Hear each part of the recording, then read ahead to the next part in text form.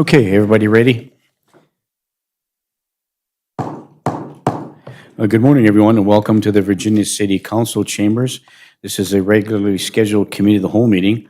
Call this meeting to order. Today's date is Tuesday, February 21st, 2023. The time is 9 a.m.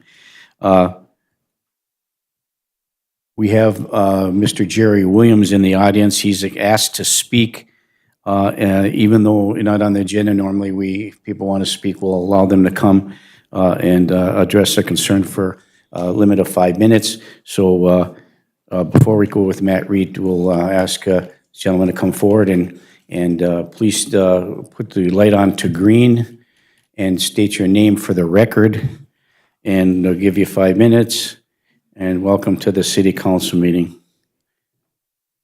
There's a button, just press the button to green. Okay, and please announce your name for the record and welcome to this Committee of the Whole meeting.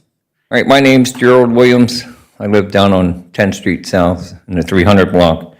And I'm here today to ask the City Council to consider a few things about this rental agreement thing that you're talking about with the inspections and the ordinance. I rent from a gentleman that was here at the last council meeting, which I came to, and I thought it started at 5. We had a dinner at Canaries that night, so I left. And he addressed the council. He's my landlord. I rent. I also take care of a project that everybody's well aware of called the Bricks, the Hiawatha Hilton, whatever you want to call it, I don't care. It's not a real nice place after the event 2 weeks ago where they had the stabbing down there. But what I'd like to bring to the attention of the people here is the company that bought this, it's a group of realtors out of the cities, and well, not the cities, not that far down, but they bought this building, a couple of guys, and I work with one individual. When we bought this place, there were 5 people in there. And we've been trying for years to get these people out. And this might not have a bearing on what they're talking about here, but when these people start screaming they want this fixed and they want that fixed, when people cut the locks out of your doors so they can leave the building open so the homeless can come down and sleep in the basement, and we can't get rid of them, where does it become the responsibility of the landlord to keep dumping investments into this thing until we can get rid of these people? The state has tied the hands. We've got 3 evictions that are served this month. We can't get rid of these people. It took 2.5 years to get rid of these people. And we can't keep dumping money. I go in that place with a club at night, not knowing what I'm going to encounter in the basement if I get called there. Is he a slumlord? I don't believe he is. I believe his intent is to clean it up. Mr. Coffey says, why are you involved in this? Why do you continue? I live 2 blocks from that place. And if you don't think that rolls over into my neighborhood, you're crazy. I used to live in that place 45 years ago. It was nice. Can it be nice again? I don't know. It can't be nice as long as we keep the people in there that we got and we can't get rid of them. The state's tying people's hands. Landlords. The guy I work, Matt Pernger, he addressed the council. He's an awesome landlord. He'll fix anything. I don't call him because I can fix it myself, because that's what I do. I will call him if it's something beyond the scope of what I have to do, electrical, anything else. But if we keep jacking rents up, we're going to drive people out of this town. I will leave this town. I've been in that place for 8 years. I like Virginia. I'd like to see Virginia cleaned up. I've been trying to work with law enforcement. I have a little history that I can help them out with in the past. But if we keep driving people and driving these rates up, and the lady, I don't know, I watched part of the city council, the lady said that it'll only have a $5 increase in the price of rentals. You got to be out of your mind. I pay $650 for a half of a house. I have the lower unit in the basement. That's unheard of. $650 plus utilities. he hasn't raised my rent. He said he doesn't want to raise my rent if he doesn't have to. And I told him, I understand you might have to. If you have to, do it. I'll just keep working. I work 5 to 7 days a week. And I try to service all the older people in my neighborhoods around us within a 4 or 5 block radius to take care of some of the older people. But we can't drive people out of this town, and we will if we push the dollar amounts that we're hearing. And they said they didn't set a dollar amount thing in stone, but they said we're here to pass it. He questioned the validity of the numbers, that it was an annual thing, not every 3 years. And then it was mentioned that, well, we're here to pass it, we're not here to talk about the numbers. That sounds like something I heard in Congress on a bill, 7,200 pages, nobody read the day before. We're going to pass it, and then we'll read it later. It's unheard of. So that's all I got to say. But I'd like to have you consider, there are some slumlords in this town. I understand that. Most people know who they are. And I told this gentleman, this LLC, I will not work for a slumlord. I do not want to work for a slumlord, because that's my reputation. Thank you. Well, thank you, Mr. Williams. Okay, we'll start with a regular scheduled agenda, and we'll turn this over to our city administrator, Brit C. Bennett. Thank you. First item on the agenda is Matt Reed from SEH. The first one is Water Surface Use Ordinance for Silver Lake. Good morning, Matt. Morning. Matt Reed, our engineer of record from SEH. Matt? Thank you, Mayor. Yeah, item number one is we were here a couple weeks ago to talk about that revision to the ordinance on Silver Lake in order to get the boardwalk put in as part of the Silver Lake Trail Network.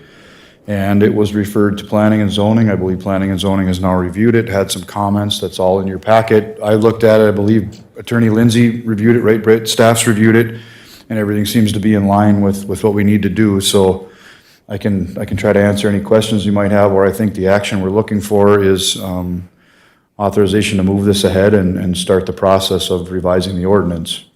And I should point out, ultimately, as we move through this process, we will want to get it to a point of just about, the council just about saying yes and signing on it, so that it's all ready to go, but we don't want to officially adopt the ordinance until the DNR has an opportunity to review it and approve it, just on the off chance that they decide to not approve our permit application, then the city would probably not want to change the ordinance. So I can answer any questions. Okay, thank you, Matt. Anyone? Councilor Freely. So ultimately, that southeast corner right along the utilities is off limits to all people from shore on towards the, and what's the, I guess, I don't understand what's the issue there. So when the DNR looks at a public water like that, what they're telling us is if we put that boardwalk in there, we're essentially blocking use of that lake. So they won't approve the permit because they are not in a position to say, hey, yeah, city, go ahead and block the use of public waters from people to be able to use that. They said one of the ways that they would be willing to consider allowing the dock, so that, let me back up. Their suggestion was move the dock along the shoreline. Well, that's going to increase the cost substantially because the length of the dock is going to be substantially more. It's also going to put that dock right up along the public utilities facility, which is not a good, necessarily the best spot. I shouldn't say good, not the best spot for it to be.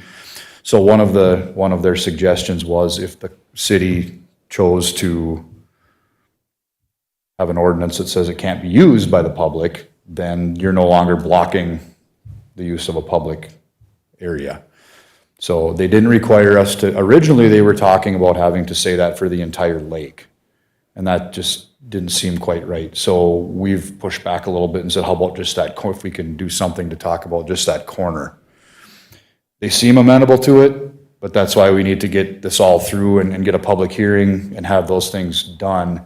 Then we can go back to the DNR and let them decide if they're okay with that or not.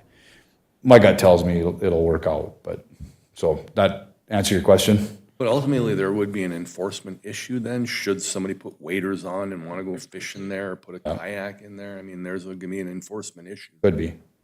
for those that want to violate that portion of the lake. Or They could still stand on the there should be some dedicated areas where people could stand on the shore. dock itself, or even if they went off the shore, I mean, it's pretty wooded and things along there, but yeah, they could still fish off the shore, Can't enter the water there. correct? Okay, thank you. Thank you, Counselor Freely. Counselor Johnson? That kind of leads to my question with G. There's a blank on the enforcement. How do we determine that? I know that in general, if it involves water, it's St. Louis County. Is that what we would have, or would we have to designate specifically Virginia PD, or how do we fix that blank? I think, I wish Attorney Lindsay was here to answer that one, but I think ultimately it defaults, like you said, Counselor Johnson, to the county. I believe the way it was written in that ordinance was that does not preclude others from, I think that's what it said in there, that it wouldn't preclude others from, Yeah. like the Virginia PD, for Yep. example, from We just need to enforcing. fill in that blank then with whatever maybe the DNR wants or to make it. Okay. All right, thank you.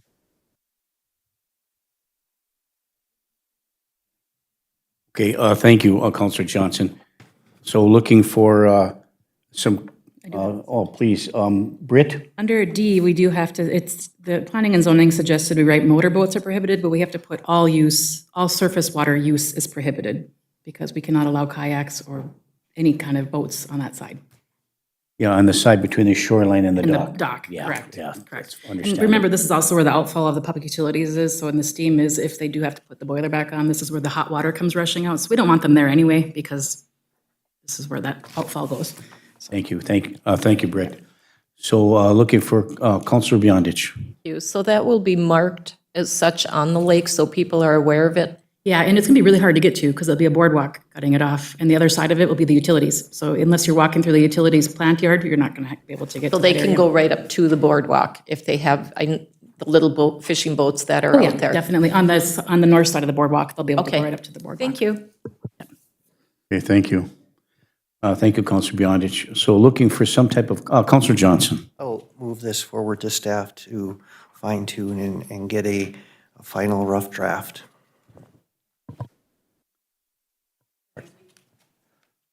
For next week, thank you. Counselor Johnson moves to direct staff to prepare the necessary ordinance for us for approval for the next council meeting. Is there support? I'll support. Support by Counselor Motley. Is there any further discussion? Hearing and seeing none, all those in favor signify by saying aye. Aye. Aye, opposed, motion carries. Matt? Thank you. The second item is the professional services agreement for what we're calling the, I guess I'll call it the alley project for clarification, because we've got several projects in the hopper right now. If you recall, we've got a number of different funding sources involved too. And so this one was that $3 million grant that had come through, which one was it, Britt? HUD. HUD, yes. And so that's now been approved, and the environmental review actually was done quite quickly. St. Louis County helped us out with that, so that was really good. And they have to do a 30-day notice and things, so that's still in the works, but the overall, it went through really, really fast. And so we're just trying to tee things up, get things on the schedule, get things ready to start working on this summer, not construction-wise. We'll get it designed, we'll get it put into the hopper for construction in 2024. And if you recall, it's the alleys, it's the alley half of a block north of 8th Street from 2nd Avenue to the west, to its dead end. And then there's the 8.5 alley, and then the half a block south of that yet. So there should be a map in your, maybe there's not in your packet, but it's the 3 alleys that the council had discussed and authorized us to move ahead with anyway previously. So I'm just looking for authorization to proceed with our agreement for professional services. Thank you. Counselor Freely. So those alleys in that 8.5 Street were prioritized because of infrastructure needs underneath there that need to be torn up, repaired, Correct. replaced. Yep. Were there issues with the houses in that area that were like having backup or water restrictions or anything like that? We met with Aaron Osselson from the Public Utilities, Jim Rosvit, myself. I don't remember who else was in that meeting, but we had a collaborative meeting anyway, and There was, let's see, some had to do with water, the water mains. I think they're shallow. I think they have had issues back there, is my recollection from the public utility side of it. I'm trying to remember, I believe there's also steam lines in there that they're trying to get out of there. So, yeah, they were prioritized based on infrastructure needs. That we had actually had a big list of what you could prioritize darn near the whole city when it comes to that probably, but we had $25 million worth of alleys prioritized, and then it just narrowed it down to the higher prioritization. So, yes, they are. I would move the agreement, move forward. Counselor Freely moves to approve the professional service agreement for the 2024 Street and Infrastructure Program, which relates to alleys. Is there support? Support by Counselor Barnzelli. Is there any further discussion? Hearing and seeing none, all those in favor signify by saying aye. Aye. Aye, opposed? Motion carries. Okay, Thank you very much, Matt. Okay, let's go. one more. All right, third item is the tennis courts. Britt and Brian had attempted to advertise for, to get some quotes for resurfacing the tennis courts, had limited success on that. So when we talked, I reached out to one of the companies that we've worked with before. In fact, they actually redid the surface of the courts inside the Tennis for All building. That was the first contact I had with them. They did a pretty good job. So I reached out to them, and they did provide a quote. So just couldn't get quotes, right? Britt, when it was advertised before, nobody We ended up advertised quoting twice and it. didn't receive any response, both Yeah, times. twice, right. Twice. Yep. And so Upper Midwest Athletic did provide a quote. I reviewed it. It seems reasonable. The only part that I was a little bit concerned about was, so they had a lump sum to do everything except for the crack sealing. And without knowing the lineal footage of cracks that they're gonna have to seal, they didn't know how to bid that. So they asked if they could just give a per foot cost, and I told them, yeah, that's about the only way we're gonna be able to do it at this point. So they did. That price seemed a little high to me, but I'm sure with them not knowing, they've built some risk into it as well, not knowing how much footage it is. That said, I did talk to Brian as to what the budget looks like for the work, and it sounds like there should be plenty of money there budgeted to do it, even with that lineal foot cost. So I guess from that point, if the city wants to get those tennis courts resurfaced, these guys do good work. So I would recommend awarding it to them and getting it on their schedule for this summer to get it done. Thank you, Matt, and thank you for reaching out. Counselor Paulson. Thank you, Mayor, and thank you, Matt. As I was reading that, all the documents over, I guess what went through my mind is, could we do a base bid, like it's the base bid and then an alt bid for that 25 cents per linear foot? And then decide if we want to go forward with that portion, or does it have to all be done at one time? They have to do the cracks before they resurface the courts. So So there's really no way to assess how many linear feet? unless we go melt the snow and ice off there and measure them, yeah. So that it's more of a visibility inspection type issue? And we wouldn't want to wait till the snow melts to have them actually come out and give us a better estimate on that? You could, if you wanted to. I don't know if they would hold their bid price the way it is right now. That would be a risk that I think the council would take if, it's possible prices could go up between now and as their schedule gets busier too, so I think, again, I think it's a reasonable bid overall, so I think it's worth the chance for the city to move ahead with that. And then just recognize that you'll have a $54,000 lump sum, and then you'll end up with whatever, $25 times. They put a number in there just guessing, so they did budget for some, but it might be higher than that. Could be lower, but it might be higher too. Okay, thanks, Matt. Counselor Johnson? I see the basketball courts on here too. Is that a basketball court that we're going to continue using? I know for a summer and a half, there was some challenges with the hoops, but we're still going to hope for the best there. We reinstalled the basketball hoops and have had no issues down there since. Interesting. I'll make a motion that we accept the bid with the basketball hoop, or basketball court and the linear foot as presented. Thank you. Moved by Counselor Johnson. Is there support? Support by Counselor Freelieb. Is there any further discussion? Hearing and seeing none, all those in favor signify by saying aye. Aye. Aye, opposed, motion carries. Thanks, Matt. Thanks for reaching out. Britt? Thank you. Item number 2 on the agenda is George Eilertson from Northland Securities regarding our capital equipment financing potential for this year. Mr. Eilertson, once again from Northland Securities, welcome to the council meeting, and thank you for coming. Thank you, Mayor. Good morning, Council. George Eilertson from Northland Securities. And before Mr. Reed slips away, I'll probably bring him into my conversation as well. And then we'll let you duck out, Matt. So when I was here in December, we talked about street financing. And so we're looking at a two-purpose financing. And welcome aboard, Councilor Motley. So we're combining 2 phases of street projects, which we talked about in December, along with what we're discussing today, capital equipment financing, into one bond issue to be issued on a yet-to-be-determined date. And that date that we would issue debt kind of revolves around when we would have bids in hand on the street projects. So, and I'm not going to put you on the spot on that, Matt, but, and that's yet to be determined. So more to come on that in terms of financing timelines. But for equipment financing in Minnesota, if you have a project financing need that exceeds 0.25% of your overall market value, you have to post it in the paper for 10 days before you issue the debt. And so that's the reason why I'm here today, is that your overall financing need is approximately $3 million. Now, I talked to your administrator before the meeting. The largest item in your list of projects, and this is projects, City Hall roof, Public Works, ambulance, fire truck, park and rec, it runs the gamut of overall city departments.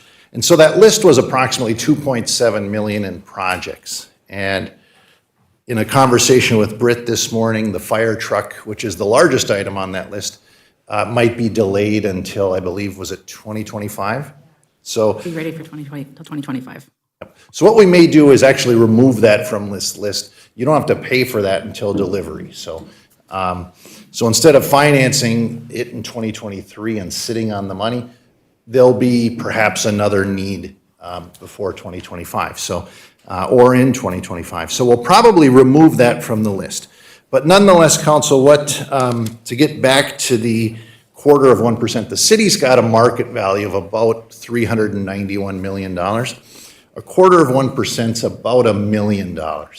So if you've got a financing need that exceeds $1 million in equipment, then you have to approve a resolution stating your intent to issue the debt and then publish that resolution in the paper. So, so there's a resolution with your staff for your council meeting next week that states just that. It's your intent to move ahead on a not to exceed $3 million amount. Now, as I just talked about, the fire truck is likely to be removed from that list, so that not to exceed 3 million might get closer to not to exceed 2 million. But again, you'll only borrow for what you need in terms of equipment. So, so I wanted to come and discuss that with you this morning. No action, of course, here today, but it would be for your council meeting next week, that resolution intending to issue what's called general obligation equipment certificates. Any questions, Mayor or City Council? No, thank you, Mr. Eilertson. I think what we do would, we'd probably want to take some action at this committee of the whole meeting and move it to the council meeting for final approval and moving forward. So that being said, we'll move left to right. Okay, Councilor Paulson, then over to Councilor Beyondich. Thank you, Mayor. I think this is mainly for a question for our city administrator. So when we're looking at this chart of the departments and the requested items and dollar amounts, is that something that's finalized, or maybe that's what George can answer, one of the two, or can we play around with that within the departments? That I'm seeing some things that I have a couple questions on in terms of the dollar value in that department, and then also some other ones that are maybe a little light in the dollar value. So is that something that can be moved around? Yeah, at this point, we still can play around with the money. The cap will be 3 million, and we move around what we need, where we need. Staff is still actively getting quotes. They've been trying since January 1 to get quotes for some of these things, and it's just taking a long time to get estimates and quotes for these items, including our roof. It's hard to get a roof quote when the can't roof, imagine. when you can't see the roof. So we're still And working on the that. purpose is to establish a resolution and then Correct. And move then we with can what work you're through the asking. I just list. wanted to confirm that what's in this packet right here is not what we're Not approving definitively everything that we're approving to purchase, but this is the idea of what we were looking at. The ambulance has been ordered by council directive last year. We knew we were going to order it and then pay for it with the bond, so that is the one thing that is set. That's the dollar amount that is coming. Okay, and then I do have a question then, George. How does this overall impact the financial health of our city in doing this, in going over that 0.25%? Yeah, good question, and not unusual for a municipality to need to approve this resolution. It's very common for a municipality to exceed the 0.25% for equipment purchases, and then, needing to take this step before the issuance of debt. And certainly, it's something that this is levy supported. You don't have, unless you've got contract revenue for fire trucks or ambulance, but generally, this would be a levy-supported financing. And so certainly something when we look at, and actually something that you probably are aware of, the city in a recent review with Moody's Investor Service did get a bump higher, one notch higher, from Baa2 to Baa1 in terms of your outstanding bond rating. So it's something that we continue to talk, myself, Baker Tilly, and your staff, about the financial health of the city as it relates to bringing on new debt, so. Thank you, Counselor Paulson. Counselor Freely. So was this a quoted price for the fire department, or was that an estimated cost? Like, if we defer that, are we gonna be paying more for that than in 2 years from now? So I did have a long conversation with Eric Jonason, who was working with the company that was going to spec out the rescue truck for us. And here comes Chief Frederickson. Good timing. Hi, we're talking about the rescue truck. So in the conversation with the rescue truck, they said if you were to even order it today, they would lock in the price. Delivery was when payment is made, but they couldn't have it built until 18 to 24 months, closer to 24 months due to supply availability. So we wouldn't take delivery till 2025. But that cost would be. Would be locked in if we ordered it immediately. So the fire department will probably come to you, once we decide what the list is, they'll come to you after and ask you for approval to start purchasing this equipment, knowing that it won't be here till 2025. Thank you, Counselor Freely. Anyone else? Counselor Beyondich. Thank you. I think my questions were answered. Okay, Thanks. thank you. Okay. Any other questions for Mr. Eilertson? So then what he's asking is for a motion to move forward with this to be discussed with a final decision and vote at the next council meeting. Move the proposed resolution. Councilor Johnson moves to move the resolution to the next council meeting. Is there support? Support by Councilor Freely. Is there any further discussion? Hearing and seeing none, all those in favor signify by saying aye. Aye. Opposed? Motion carries. Thank you, George. Mr. Eilertson, thank you very much. Thank you, George. Item number 3 is approve the lease from Metro Sales for the copiers. The first one is at the clerk's office. Move to approve. Councilor Paulson moves to approve under Finance 3A. Is there support? Support. Support by Councilor Motley. Is there any further discussion? Councilor Johnson. Which, are we upgrading both? What are we approving, I guess, is what, Yep, the first one is the clerk's office, upgrading that one, replacing that one with a new one and a new lease. okay. All right, thank you. Thank you. Moved and supported. Is there any further discussion? Hearing and seeing none. All those in favor signify by saying aye. Aye. Aye. Opposed? Motion carries. And then B was Community Development Planning Office, and that's an increase of $14.47 per month. I'll make that motion. Now I understand what we're doing. Motion by Councilor Johnson to approve 3B. Is there support? Or for discussion? Support by Councilor Freely for discussion. Further discussion, Councilor Freely. Just off the top of my head, that seems like a significant increase. What's the percentage of what we're already paying? I guess that's, That's a good question. I mean, if we're comfortable with paying that, but it just seems like a significant boost per month. The one in the clerk's office is, you have the dollar amount, Pam, from the previous? Pam? Regardless. It's 190, 190? yes, and then it's going to 211. We're paying 190 right now, and it's going to 211. And I believe our copy costs and everything remain the same, it's just that there's an increase in. And this was at the same company, and we Yes. just continue on with our contract. All right, thank you. It has been moved and supported to approve item 3B. Is there any further discussion? Hearing and seeing none, all those in favor signify by saying aye. Aye. Aye, opposed? Motion carries. Thank you. Item number 4 is the bid for the environmental assessment for homes in the public safety center area, and this is actually the abatement and removal of hazardous material from the houses we own in the public safety center area. And refresh me, the low bid is from?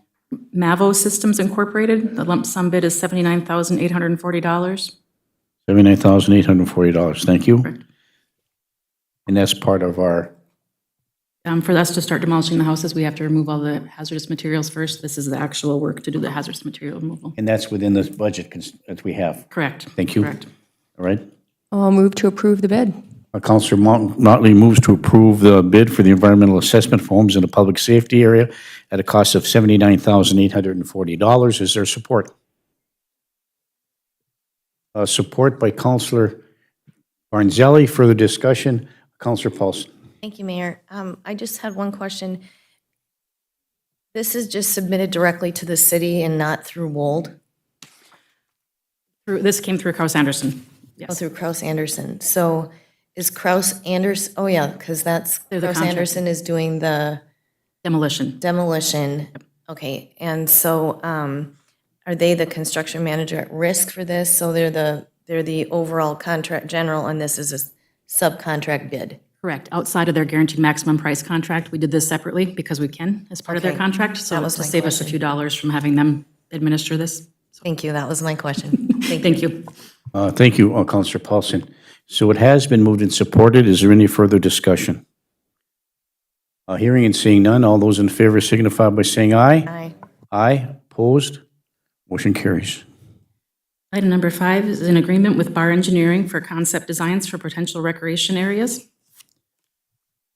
An amount not to exceed $20,000. Actually, the quote came in after we did the agenda, so it's amount not to exceed $22,500. Not to I exceed apologize. $22,500. Okay.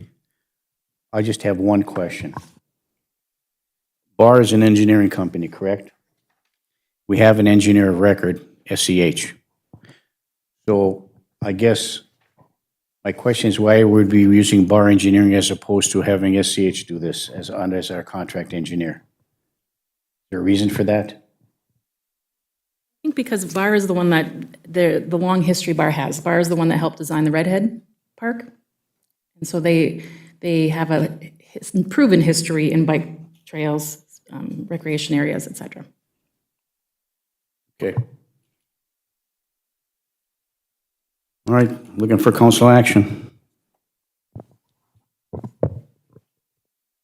I'll move the contract with Bar Engineering as they have experience in that type of trail. Now moved by Councilor Johnson, there's their support. I support for discussion. Support by Councilor Motley. Further discussion, first Councilor Motley, and then I have a comment as well. So I kind of prepared something. Recreation destination, mining reclamation, showcase, ATV, bike, hike, snowshoe, park. None of this happens without step 1. That's this concept design that Bar Engineering would do. Ultimately, it would then be presented to the landowners. Bar Engineering has done this for Mesabi Range, Redhead Mountain Bike Park, Giants Ridge Mountain Bike Park, Chisholm Hiving ATV Trail, the City of Gilbert's Lake Orbegon Campground expansion, and the City of Biwabik's Western Park and Trail Hub. We need to find a way to revitalize our downtown in a big way. This is it. I personally don't know a bigger, better way to get tourists downtown than by a recreation destination in our city showcasing the mine pits just off Chestnut. Redhead Mountain Bike Park in Chisholm is booming and getting national recognition. It is helping their city. The Cuyuna Lakes Trail System in the city of Crosby revitalized their downtown and brought in new businesses. The big ticket item that makes Virginia very unique is that we can put the trailhead to our potential recreation park at the end of Chestnut, forcing tourism into the city, thus revitalizing our downtown. Bar Engineering is behind the extremely successful design for Redhead Park in Chisholm, which is why they would be perfect for designing our potential rec destination here in Virginia. They have done it before, and they would love to do it again. If this takes off, it not only helps Virginia, but it helps the Iron Range as a whole. I have personally talked to a city worker in Chisholm and also a city councilor in Chisholm. Their park is absolutely affecting their economy in a positive way. For year 2022, Chisholm had over 75,000 visitors to Redhead Park. Tourists, outdoor enthusiasts from all over the country are coming to Chisholm. I am told Chisholm wish they had more lodging and restaurants to accommodate the tourism Redhead Park is bringing in. They don't even have a coffee shop on the main street. Virginia has everything to offer. Also, a new hotel coming by Iron Trail Motors Event Center will only help accommodate increased lodging traffic. Thank you. Yeah, thank you, Councilor Motley. So I just have one question. Yeah, I understand that Bar Engineering has the experience in doing this. My question is that, is this by a bid process or just a quote? It was just a quote, because of Okay, thank you. professional services, you don't have to go out for. Right, I just want to clarify that as well. So my question is, Matt, do you guys do this kind of work? You do?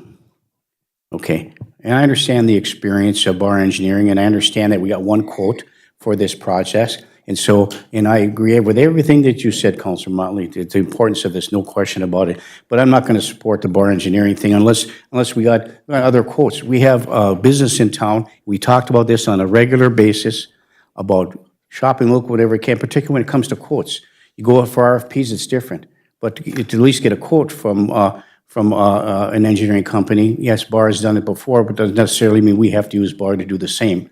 You know, we have professional engineers on staff, and I just don't understand, if we got one quote from Bar Engineering to do it, why wouldn't we get a quote from somebody else too? So I'm not going to support that based on that philosophy. So it has been moved and supported. Is there any further discussion? Councilor Paulson. Thank you, Mayor. I'm fine with other, SEH or anyone else coming forward with a quote. But I feel that the level of expertise that Bar brings to this topic, especially this area of design, is key. And I'm not trying to offend you at all, Matt. I just feel that with all of that experience, it will be very valuable in moving forward after they have already discussed with key players how to discuss with landowners, trail systems, trail design. They're very well-versed in this specific area. I wholeheartedly agree with you that we always want to go local. Wholeheartedly agree with you on that. So I wouldn't be opposed to that, but I am in support due to the resume that Bar Engineering has. Thank you, Mayor. Okay, then I have one more question. So did anybody meet with Bar Engineering? Anybody on the council? Anybody from staff meet with Bar Engineering? Okay, who met with Bar Engineering? Councilor Paulson, Councilor Beyondich, Councilor Motley, and myself, as directed. Okay, thank you. Councilor Johnson. Well, I'd like to thank the four of you for meeting and with them and answering some questions. And I will point out that Bar has offices in Hibbing, so it's not like we're employing somebody from one of their many other, just like and a lot of them haven't. So I'm supportive of this. I think we need to get moving simply because we need to start somewhere. And I think that as we move forward, being able to have something else to sell in town is an amazing idea. So I'm in full support of Bar Engineering and moving forward with this. Yeah, thank you, Counselor Johnson. So it has been moved and supported. Is there any further discussion? Counselor Freely. I don't know if you're prepared, Matt. I know SCH is a large engineering firm that's nationwide, is it not, or is it statewide? Nation? So, and if you're not prepared, I can understand that, but can you speak to any similar type projects that SCH may have been involved in anywhere that you could compete with regard to what we're discussing?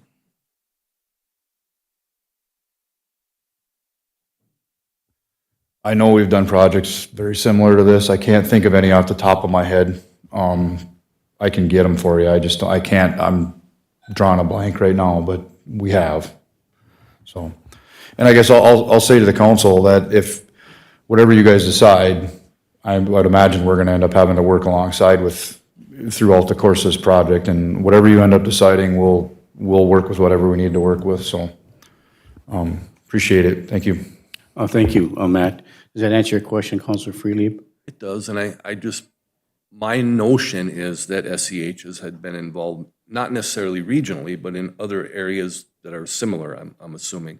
I guess I would have liked to have seen us at least give them the opportunity to have made a bid for this. I mean, this is a great idea, and this is something that we do need to move forward on, but, you know, these have been sitting empty for decades, and I don't know that another couple weeks would hurt us in terms of like seeking a quote from our engineer of record that works for the city of Virginia. So I'm hesitant to be supportive of this without an additional quote from our engineer of record. Oh, thank you. Okay, it has been moved and supported. Is there any further discussion? Counselor Beyondich? Have we, as a city, used Bar Engineering in the past? Yeah, it was quite a long time ago when we were in the Brownsfield, when we had a Brownsfield grant. They were part of the team that worked with us on that. Okay, and SCH is, you said nationwide, so you've worked all over the country. Okay, and I guess my frustration, part of it is, I know when I first came on the council, we talked about, we compared what Virginia's to other areas such as Crosby. And in that 4-year time period, nothing has been done. And I just feel that we've watched Giants Ridge come alive, we've watched Chisholm come alive, and we're in the middle, and we have done nothing to do anything for our city of Virginia. And it's just, I feel like it's time, and I'm not opposed to having them do the work, as we've had them employed here before. Thank you. Okay, thank you. Has been moved and supported. Is there any further discussion? The hearing, Sorry. Counselor Freely. My question would be then, if there was a meeting of this, why would we not have considered at least talking to our existing engineer of record? That's what I'm a little confused about. And the rest of We the know council as well. that the Bar Engineering has experience regionally, Sure. but I'm quite certain SEH has experience nationally in projects that might be exceeding those that Bar has been involved in regionally. So I just think it would have been fair for us to at least include them in the conversation, give them the opportunity to bid accordingly, or at least give a presentation in terms of what kinds of projects they've been involved in, not necessarily locally, but throughout the country. So I'm a little concerned about that we're foregoing who we work with right here in town and is our engineer record for the city of Virginia when we're doing a project for the city of Virginia. So that's my concern. Okay, thank you. Okay, so it has been moved and supported. Is there any further discussion? Counselor Motley. I guess to kind of backtrack a little bit with respect to the Bar Engineering, behind, I guess, chatting with people, wondering who had built Redhead Park, that's where Bar Engineering came into play. I had chatted with a gentleman named Jordan Metz out at Chisholm, who recommended meeting with Pete Carroll from Bar Engineering. So that's kind of how that went forward. but Bar Engineering is rocking around here, and they are succeeding, and it's showing, and I feel they're our strongest moving forward to make this happen as soon as possible. Our city needs help. This is it, and this is just step one of a long ways to go. Okay, thank you, Councilor Motley. It has been moved and supported. Is there any further discussion? Hearing and seeing none, all those in favor signify by saying aye. Aye. Opposed? No. Roll call, please, Pam. Friedlieb? Paulson? Yes. Yondich? Johnson? Yes. Kiranzelli? Huffy? No. Motley? Yes. Motion passes 5-2. Next. Thank you. The next item on the agenda is a memo we received from Bolton and Mink, who was the ones helping our architects, Wold, on the Phase 2 evaluation of the existing fire hall that's required for our USDA funding. As you'll see in the memo from Bolton Mink, the United States Department of Agricultural Rural Development, USDA, who's reviewing the funding for the project, has requested a reuse study of the existing historic property. The recommendation that comes from Bolton and Mink is that we draft a resolution that the existing fire department headquarters will be used as equipment storage and other storage as needed, and that we would agree to maintain the property in its use as storage. And then in the future, if we do decide that we're going to reuse the building for something else, then we might need to have an additional study at that time. But in the essence of time and trying to get our funding solidified, the ordinance, the resolution and the agreement to keep it, maintain it, would be quicker and easier. Okay, thank you. Councilor Johnson? Your Mayor, in that resolution, we can put in there that this could change in the future. I would be comfortable supporting a resolution that indicated that the use can change, but in the foreseeable future, we do intend to use it for storage and maintain it. I think that's the biggest thing, is the maintaining it, because they're has, from a historic standpoint, their interest is keeping the building a viable building. And that if we write that in there, that we agree we will maintain the building like all of our other city buildings, I think that might be the key. And the maintenance could include removing all of the extra stuff upstairs and Correct. the walls that have been put in. So, okay, I would move a resolution similar to that as we move forward. Okay, Councilor Johnson moves to approve this resolution. Is there support? I'll support for discussion. Support by Councilor Parsons for discussion. Further discussion. Councilor Paulson. Thank you. So Britt, who is interested, this is the USDA? USDA was the one that required us to do the historical evaluation of the building as part of their funding process. But I mean, who is requiring this resolution to state that we will be maintaining it? Who needs this? The stuff? USDA. USDA. Okay, thank you. Thank you, Councilor Paulson. Okay, do we have a motion? We have a motion and a support. Is there any further discussion? Hearing and seeing none, all those in favor signify by saying aye. Aye. Aye, opposed, motion carries. Item number 7 is the request for the sale of the lot at 506 4th Street South to residents. And, you know, I had an email from a resident that had interest in this property. And I sent it to Pam to have it disseminated to all of us so we are aware of the request to purchase. I did to think in my email indicate that we would talk about this at the committee of the whole meeting. But after talking to our city administrator, we've already held this property in abeyance and are not willing to sell at this time for a variety of reasons. One is that there's some school property building that may come down that was adjacent to this property we may want to own. And I think the request is potentially to build a garage in this property, which isn't the use for that. But I wanted it put on the agenda in order to just discuss that, just to let everybody know that that's the issue. I don't think I'm asking for any action to be taken, other than maybe directing staff to reiterate what we have disseminated to them in the past. Councilor Johnson. Thank you, Mayor. And this brought up a question for me is, do we have a list of actual properties for sale available? We have actually a Google map on our website also of properties that we have for Okay, sale. because that's when as we moving forward, I want to make sure that, it's It's a large enough lot to build on, because it's. It's a large, that's so- why in discussion previously in 2020, that was our reason for keeping it, because it is a large enough lot to build on. And if we were successful in obtaining the parking lot immediately to the south of it that the school intends to vacate, then it even makes that parcel even longer. Yeah. And more attractive to build on. Okay. Yep. So, all right, I appreciate that, and I just wanted to make sure I wasn't sure where to find other properties for sale in town, so it's on our website somewhere. Yes. Thank you. And I guess I would ask that if you, unless it's not necessary, for a motion from the council to direct staff to notify this individual that the property still is not for sale. We mean in the form of a motion, looking for that, please. Moved by Counselor Johnson. Is there support? By Counselor Motley. Is there any further discussion? Hearing and seeing none, all those in favor signify by saying aye. Aye. Aye, opposed, motion carries. Item number 8 is review the proposed memorandum of understanding with the Friends of the Greenhouse. Okay, thank you. Counselor Johnson? This was on the Buildings and Grounds agenda, however, we did not have a quorum to discuss it. As you remember, the Friends of the Greenhouse came here and informed us they did not want to take care of the plants anymore. So I don't understand or see the need for an MOU moving forward if they're not going to be taking care of the plants. We have no need for an MOU, and that's where I'm at with this.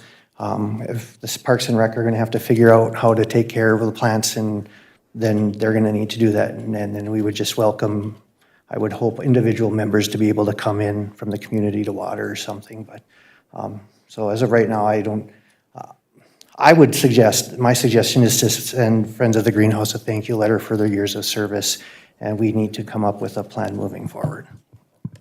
Okay, thank you, Counselor Johnson. Counselor Beyondich.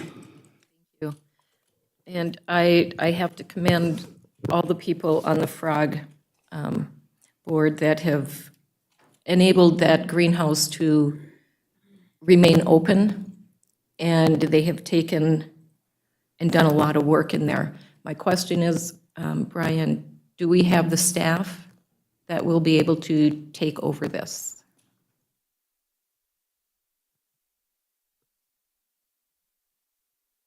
Brian Silber, our Park and Rec Director. Brian, good morning. Great question. It would be our hope that we would be able to recruit volunteers to do the bulk of the watering. If we needed to have staff doing the watering, we would have recreation assistants that we could pull from. We would have utility workers that we could pull from. However, for utility workers, we would be essentially reassigning them from other duties that they already have or adding to their duties. More than likely, we would hope to, if we are using staff to water, find a recreation assistant that has a green thumb and have them doing that if we were unsuccessful in recruiting additional volunteers to do the watering. Okay, thank you. And I'm okay with the MOU as it is. I think besides just the immediate watering, that group does a lot of maintaining and the decorating and keeping the interest in that greenhouse going. And I know they are actively working on some of the issues in that greenhouse to help raise funds to get work done that is necessary. So I think they are still a very important part. And I'm okay with the MOU as it is here. Thank you. Thank you. Anybody else, the lights on? No, okay. I went through the memorandum of understanding. There's really much to be changed there. I think they were looking for some assistance in watering when they couldn't do it. They still want to have the memorandum of understanding. I said the Friends of the Greenhouse Board is still interested in continuing to serve. They're just looking for a little bit of help from the city if they're not able to do it, and working together with Brian and his staff and so those times which they didn't. So, I mean, I don't have a problem with the Friends of the Greenhouse memorandum of understanding moving forward. And if it doesn't work out, we can just sever it and by notice. So it's not I don't think it's a big issue. So I support the memorandum of understanding moving forward. And we'll go back to Counselor Johnson first before we go to Counselor Paulson. Counselor Johnson. Thank you, Mayor. This is an MOU they created. Our attorney, I don't believe, has seen or signed off on this at this time. And I will also remind this council that the board chair and one of the other members came in this room and questioned the mental health of our city administrator and our Parks and Rec director. And I don't understand why they would want to continue to work with two people. They were pretty harsh when they were here. And the use of the greenhouse, I believe, can only benefit from the city managing it and then allowing the Friends of the Greenhouse folks to come in as anybody in the community would be able to come in and volunteer in water. I think the structure can be set up, and I'm more than willing to help design a volunteer structure. It's something I've done for years. So that the greenhouse would be maintained and open to the public. It's open all summer long anyway. Just having a program set up for watering, I think would be beneficial. But and I will say in full disclosure, I was voted off the board of the Friends of the Greenhouse because of some of the stuff we were trying to get done in there, opening up space for people to rent, making it more child friendly. I could go through the list that they put out. And so, yes, there's a little bit of personal stuff here, but the Friends of the Greenhouse has not actively done major fundraising in 3 years. The list we got was all from previous years. I can only see the greenhouse becoming a better place with city managing the open hours and the stuff and utilizing those skills. Most of the volunteers and Friends of the Greenhouse will still continue to volunteer at the greenhouse. They just don't want to be committed like they are now, and I respect that as well. Thank you. Okay, thank you, Counselor Johnson. So, again, before we go to Counselor Paulson, I don't want to abandon those people who maybe still want to have some kind of memorandum of understanding, at least to help out staff moving forward. I don't see it being a negative process. It hasn't been in the past as far as I'm able to help out. I mean, if they need some help, that's fine. I think the memorandum of understanding is good. The only question I have is that we have a memorandum of understanding that we passed in 2020. This one before us is the memorandum, it says 2018. So this is not the most current memorandum of understanding. And in deference to Counselor Johnson, if our attorney hasn't had a chance to look at it, I think we should have him look at it before we take any action here today. Counselor Paulson. Thank you, Mayor. I would agree with that. The other question that I had would be, providing that if we didn't find volunteers to come and water, has the city ever, Brian, have you ever looked into what it would cost for an automatic watering system? If we needed to use employees, I'd like to know. In the islands, there is already a watering system that has not been utilized since I've been here. Due to some pruning and everything that was done in there, we discovered the soaker hoses. All it would take would be a staff member to go in there and turn on the faucet at a certain time, later go back and turn off the faucet. Those were all things that we would have to look at. For all the individual pots that are in there, they would have to be hand watered. And this is in the main greenhouse only. Okay, so there's nothing really that would allow for anything that's potted to have any automated system alongside of it? Not at this time. Okay, thank you for that. Thank you, Counselor Paulson. Thank you, Brian. So I would recommend, up to the council to determine what they want to do, that we have our city attorney take a look at the memorandum of understanding, look through the process, and then after recommending from a legal perspective, and then maybe take some action at the next committee of the whole meeting, moving forward to the following council meeting, if that's amenable to everybody. Councilor Johnson. Councilor Beyondich. Thank you. First, and then back to Councilor Johnson. Councilor Beyondich. Thank you. And I'm okay having the attorney look at this. My big fear is, I remember when Dave retired, and left the employment of the city, and he took such good care of that. My fear is we have absorbed, and we don't have enough people, from what I understand, to run the Iron Trail Motors Event Center. Those people also helped at the park. It's going to fall between the cracks. It would be tragic if we lost that greenhouse. That greenhouse was such a big part of the city. We've downsized it a lot from what it was. And that is the reason I think it's important to keep a group, a core group, that if city staff can't, or we can't take care of it, that we keep it intact, that we keep it going, that we help it flourish as a city. So that is kind of my reason for keeping this in place. And like I said, I have no problem having the attorney look at it, but I feel we have great volunteers in our city. We have great volunteers, and we can't lose them. And I don't want to see that greenhouse go away. Thank you. Thank you, Councilor Beyondich. Councilor Johnson. I will point out once again, this is the MOU they created for what they wanted. It's not a city MOU that we created offering to them. And one of the things that keeps coming up is us helping them. The city should not be helping the Friends of the Greenhouse manage the greenhouse. It should be the other way around. It's our greenhouse. We should be managing it. They should be supplementing us. And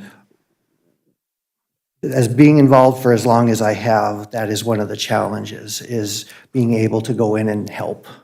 And I think the attorney needs to look at this. I think the attorney needs to compare this to the last MOU that we approved, because from what I'm reading, there's a lot of the legal stuff that we need to have in there as a city MOU that's been removed, that they don't want. And to me, that's a challenge. It needs to be a city MOU that they agree to moving forward. So has there been a motion, Pam? There has not. I will move this back to staff and a city attorney for further review. Okay, moved by Councilor Johnson. Is there support? Is there support? All support for further discussion. Support by Councilor Freely for further discussion. Councilor Freely. Hating to put you on the spot like I typically do, but like, is your personal relationship with the Friends of the Greenhouse and your employees positive and healthy enough for us to continue to have this relationship with them? As Councilor Beyondich said, the Friends of the Greenhouse serve a great purpose and can greatly benefit the greenhouse. We should strive to maintain some form of a relationship, but I'm looking for the council's direction as to what that relationship should look like at this point.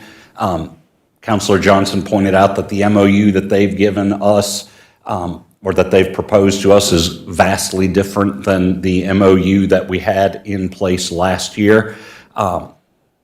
I'm definitely not opposed to having an MOU in place with them moving forward. We need to have some form of a operating guidelines as far as how do we work with Friends of the Greenhouse moving forward. So I'm looking more for your direction today than I am to give you direction.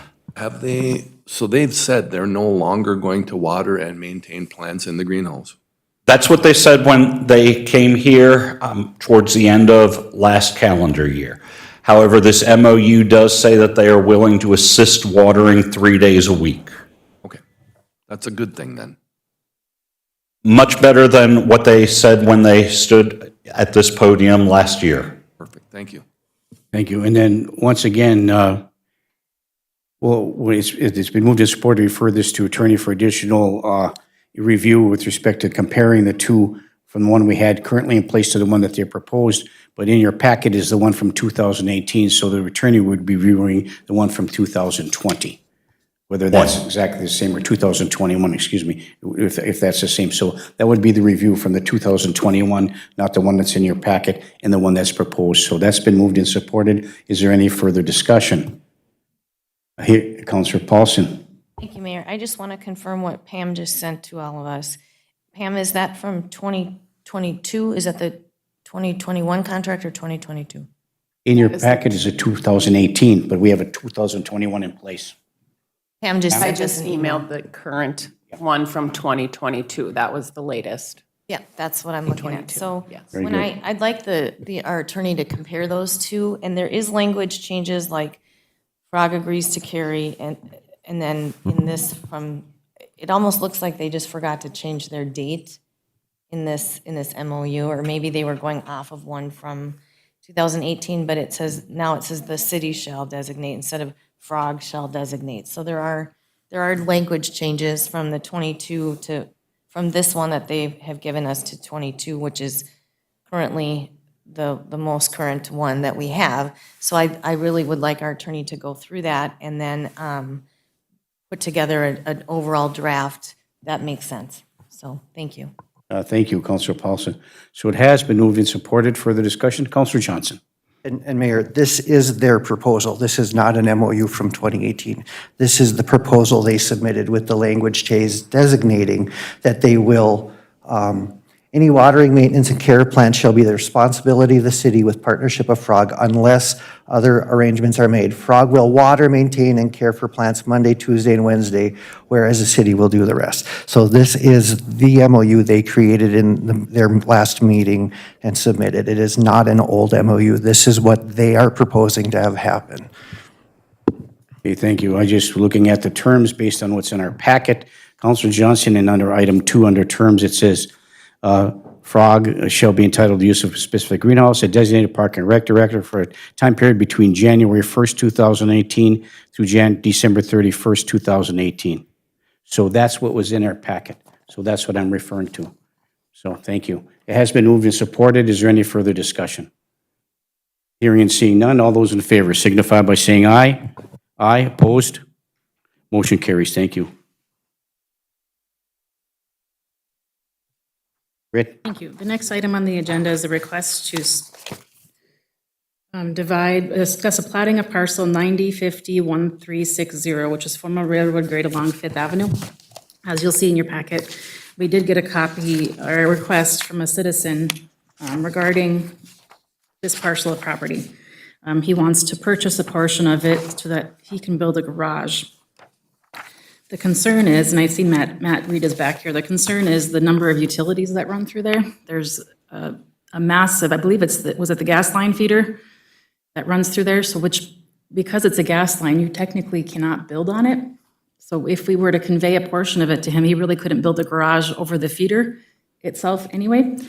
So this was on Buildings and Grounds. We didn't have a quorum to discuss this, to go over this, but it is the opinion of the Public Utilities and our Public Works Director, Jim Rosfit, that we do not allow construction on this corridor due to the numerous number of utilities that are located in there. And we do have, again, Matt Reed, our engineer here, if you have any questions. Thank you. We'll lay back in the wheat patch, Matt. If we need you, we'll call you forward. That way you have to get up, okay? Thank you. Councilor Paulson? Thank you, Mayor. So I was trying to understand, so this is between Fifth Avenue and Sixth Avenue, and it's the diagonal railroad grade that runs kind of behind 8.5 Street South, is that correct? Kind of, yes, yep. And it comes out at 10th So there's that like Street. little alley, So if you're on 10th Street and you're looking north, you see that diagonal that goes behind those Yes. houses? That's the portion. okay, different than where I thought. So say A that little again. farther on south. If you're on 10th Street, 10th Street, heading towards 6th Avenue, and if you were to look up, see that diagonal, it's that whole strip got it. there. And currently, that's city-owned property, It's city-owned property. and there, I would assume, since it was railroad grade, that there is significant environmental issues with that. I am 100% positive. there Okay. is. So if we kick the hornet's nest, we're going to be in, I mean, We really could. I mean, if we started doing soil borings over there, not just the numerous amount of utilities it in would there, require the city. it would require us to remediate. Yeah. So that being said, how do we maintain that strip right now? I mean, do we do any Brian, let's- brush clearing or making sure it's safe?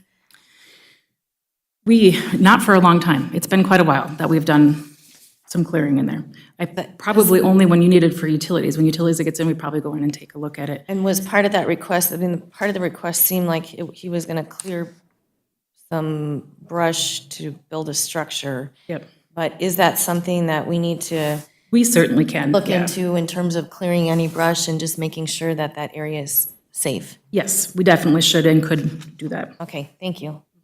And I drove by there, took a look at it. It's not, it's overgrown, but it's not a huge task to take away the brush, so the city can do that. But I think the recommendation is that we have utilities running underneath there, and we wouldn't want a garage built on top of that. So the recommendation is to maintain that parcel as city-owned parcel with no obstruction or building structure to be put atop of that. So that is the recommendation from staff. So looking for more for discussion or motion with respect to the recommendation from staff regarding this request. Counselor Paulson. Thank you, Mayor. If we take no action, is it just a receive and file? Okay, so I would just move to receive and file and notify the requester. Yeah, thank you. Is there support for that? Support by Counselor Johnson. Is there any further discussion? Hearing and seeing none. All those in favor signify by saying aye. Aye, opposed, motion carries. The next item on the agenda is a request from HRA for the Washington Manor rooftop unit replacement for the parking garage. The heat went out in the parking garage, and so Dana has a temporary fix right now. She is working on getting a second quote, but she is asking the council to approve a dollar amount not to exceed $28,850 for the repair of the heating system in the parking garage. I think, Julianne, you're the mayor now, so. Counselor Johnson? Thank you, Vice Mayor. This is, when Dana was here last, she talked about this is one of those significant things, and I'm concerned as we need to approve this because of what people are paying for, but we're gonna keep getting bills like this over the next year or two that are gonna nickel and dime us in that building, so it really is important to be aware of how are we moving forward when we can move forward. So I will make a motion to accept a bid that is not to exceed $28,850 when they get the second bid in. There's a motion on the floor, I'd support that. supported by Counselor Motley. Any further discussion? I have one item. I guess I have a question. That parking garage is in the basement level, and has that always been heated? And is that necessary to have heat? The residents would be, I did talk about this with Dana a little bit, and she said they were very, very, very angry those few days that they didn't have heat until they got it temporarily hooked up to space heaters, because they pay for the garage space and they feel that it should be heated, so. I guess I'm kind of questioning heated garage space. I really am. I don't want to upset any residents, but heating a garage space and having those types of bills to do that, could Dana maybe provide, I don't know if it's broken out in a portion of the utility bill of how much that utility runs to heat the garage, the basement? We definitely can have Dana bring some more I would information. appreciate that. Thank you, Brett. Yeah, thank you. Counselor Paulson. Counselor Johnson. And I guess the other question, part of that question, Counselor Paulson, would be, is there a need to heat it for other utility and other stuff that might be in that room? So if you could ask her that as well, Britt. Yes. If there's other reasoning and, but unfortunately, yeah, paying for heat, and it is addition to their rent. They do have to pay extra for those spaces, I believe. Thank you. Yeah, and I think they just raised the $5 a month in the garage space as well. So based on their current usage and condition of that particular parking structure.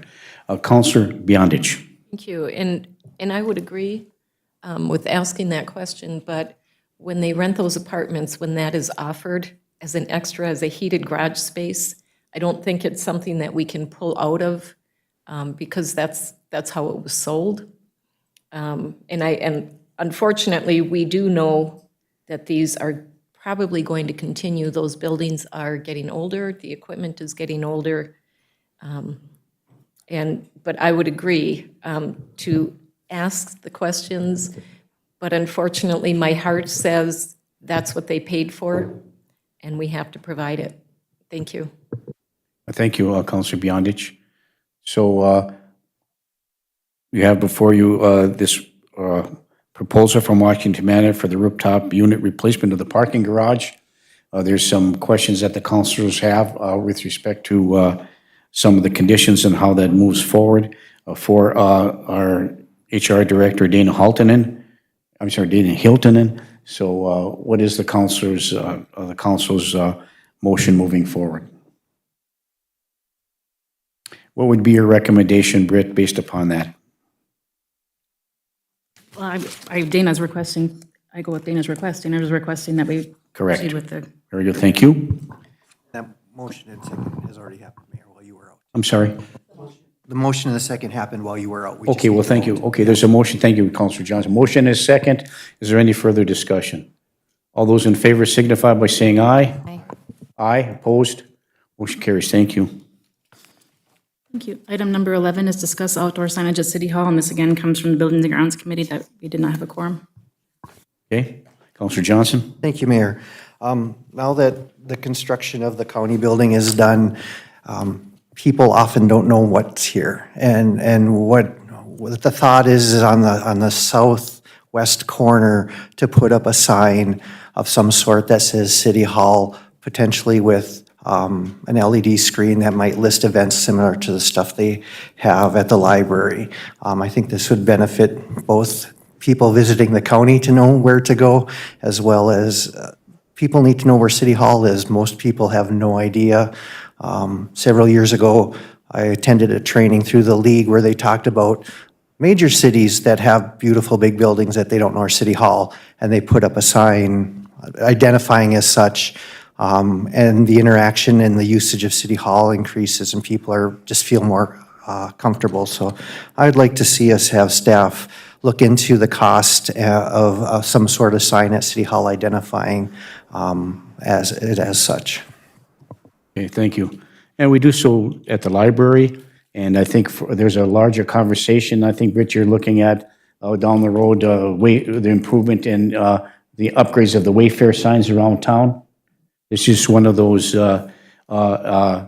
issues that we can immediately address moving forward, looking at the larger picture of Wayfair signage throughout the city of Virginia. So any other questions, comments, or motions moving forward? Councilor Johnson. I will move to direct city staff to look into an appropriate City Hall sign, potentially with a screen.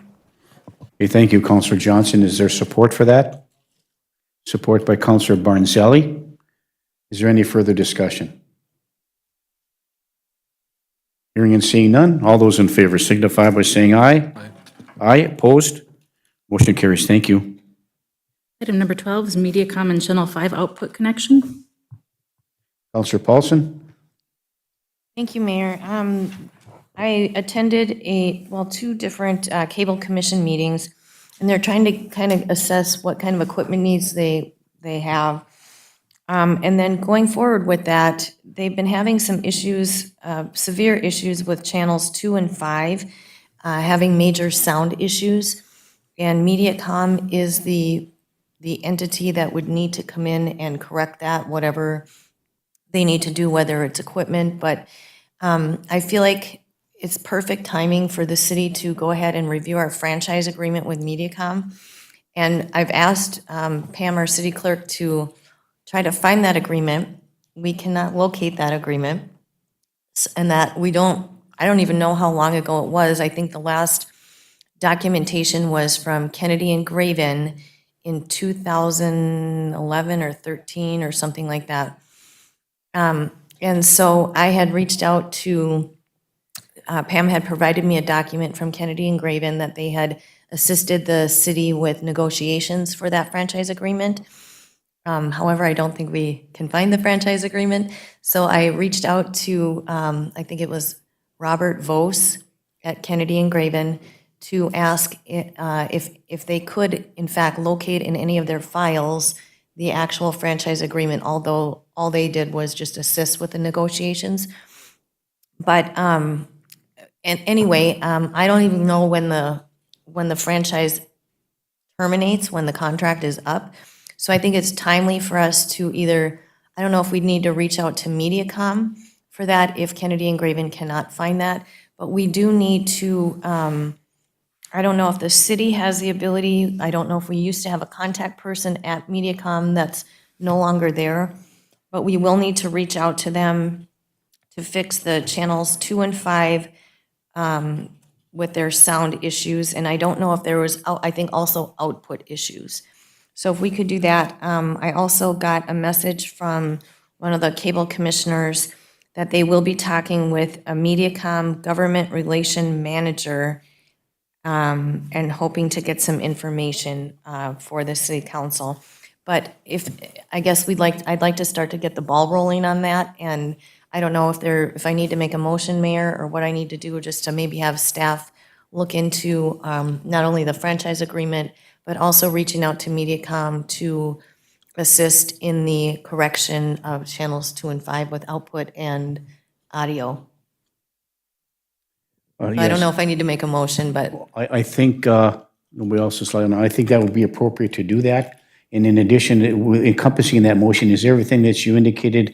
And also, I think, from my perspective, we should involve our city attorney as well in looking at that franchise agreement and as it compares to others, and we can do a little bit more research on, what other communities issues are having with the same issue that we have. So I think that would be wise to have that in a form of motion, to have staff review this and then make an invitation or an outreach olive branch, whatever you want to call it, to MediaCom to get their butt down here to help us out. They've failed to do so in the past, and I think we have to, move forward with that. So I guess I'd make a motion to direct city staff to reach out to whomever they need to at MediaCom to assist in the repair of channels 2 and 5 for output and audio, and as well as to direct our city attorney to work with city staff and MediaCom to review the current franchise agreement and come back to the council with more information.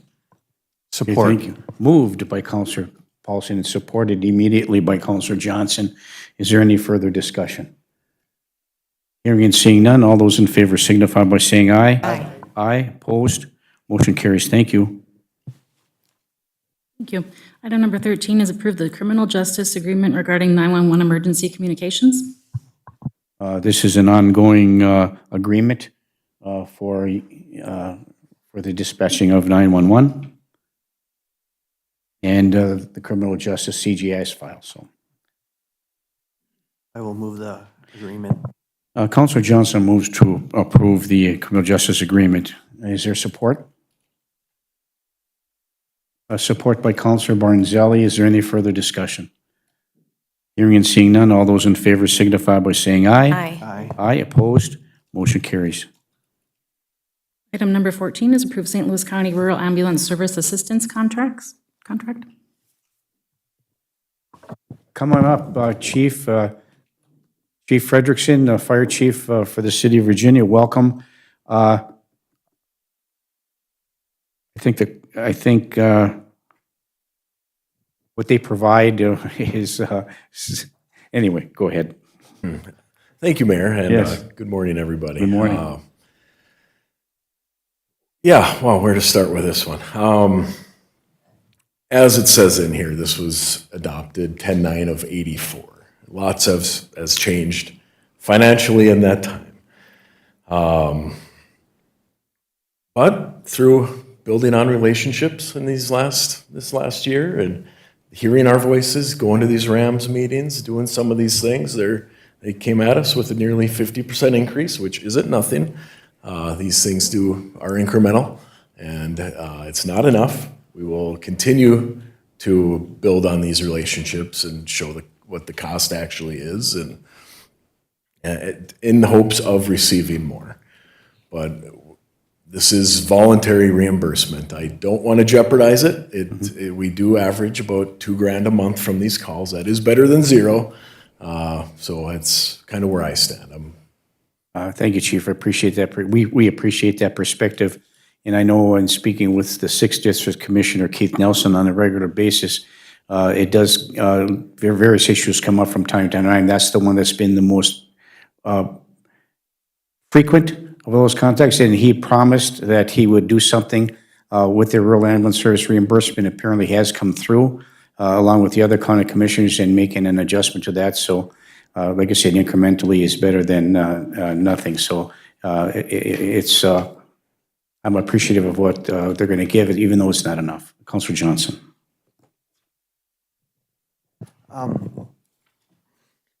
So I appreciate that there was an increase, and I appreciate where you're at. But I'm gonna sit here as a city councilor with budgets that are not being balanced with when it comes to service. And this does definitely impact me. St. Louis or Virginia responds to Sand Lake area, which my relatives and many friends live out there. I guess my biggest concern is the automatic renewal in perpetuity every year, unless either party terminates the contract with written notice prior to 30 days. Without this contract, what does that mean? Help me understand if, and I'm not going to, but if we were to say no, what does that mean? To my understanding, and Brian, please correct me if I'm wrong, is we get zero. This is the only way to obtain funds for these calls that reside outside our city limits. Because you're still mandated by law to report. Still doing it. To attend, okay. Again, I find this interesting, is we're providing a service, but they're dictating the contract? Or is this our contract that we're okay with it every year automatically renewing? That'll be one of those. I will continue. I hope it changes next year, and I can tell you a sizable increase on top of this. That's what we'll strive for. I can't predict that will occur, but that is our hope, that this is just a start. Because my thinking is that we make it a single year contract so we can have this discussion again, so that it doesn't automatically recur, so we can stay on top of this. I know it's been a challenge forever with the reimbursement and 22 cents a mile. I understand them not wanting to do a 65.5 cents, which is standard, but I'd like to see some automatic escalators, that if the state does a 3 cent escalate, per year, automatically we would get that 3% or 3 cent increase. So I'm going to have to trust you on this, Chief. Because I don't want to support it, because I think it leaves us still way behind without any bargaining chips. And I appreciate that being on the legal. I truly appreciate the work you and Eric and all of our fire department and city staff are doing on relationship building and trying to get us where we need to be. The other question I have is, do you know if St. Louis County has similar contracts with other cities or municipalities in our area? Thanks for the kind words, first of all. To my understanding, the other cities with other ambulance services have received the same contract. So it is countywide. That also doesn't then differentiate between ALS and BLS, advanced and basic. So I may vote no, just as a matter of principle on this, just so I don't want us to not receive anything. However, I do think the county board needs to understand that we are trying to balance our budgets as they are. Thank you. Thank you, Councilor Johnson. And I'd just like to add real quickly to that, not to belabor the issue here. It has taken a long time to get the county to acquiesce on an increase. They heard it. The increase is double to what it was. And I know that we're not satisfied with that. It doesn't cover our costs associated with that, but it is an increase. It's an incremental step forward. But I do have to concur that with Councilor Johnson that, this should be an annual contract or a biannual contract or whatever the case may be, because most of these contracts, I'll give you the tipping fees, for example. The county reviews their tipping fees every year to determine whether they want to raise it or not. So every year they're looking at their different budget and their contracts moving forward. To sign this in perpetuity so that it's $32 and for forever. and try to get them back to the table to acquiesce on that contract, I think it'd be nice to have some time limit on that as well. But again, once again, I leave it up to you to forge those relationships moving forward with the county, and we'll do what we can on the elected body side to try to accomplish that as well. Councilor Paulson. Thank you, Mayor. Without jeopardizing the dance, is it possible to have an amendment to the contract for the time stated for 1 year? I mean, this is what the county commission, it says as a politic board is what it's stated in there. Maybe the question is for you, Brian, is that I don't want to hurt any or damage any relationship building at all, but is that something that, I mean, the county does, every year, they come back with their tipping fees after our budgetary process. So is that something that we could maybe request safely? Mr. Lindsay? Thank you, Mayor. Yeah, I mean, as far as just going back to the county and making the singular ask, could we eliminate what we call the evergreen, the perpetual renewal aspect of this contract, or at least put in a review provision that requires it be reviewed once a year with an eye toward adjustment if it's appropriate? I don't think that would damage the relationship at all. I think a review period would make me feel a lot more comfortable saying yes. Thank you.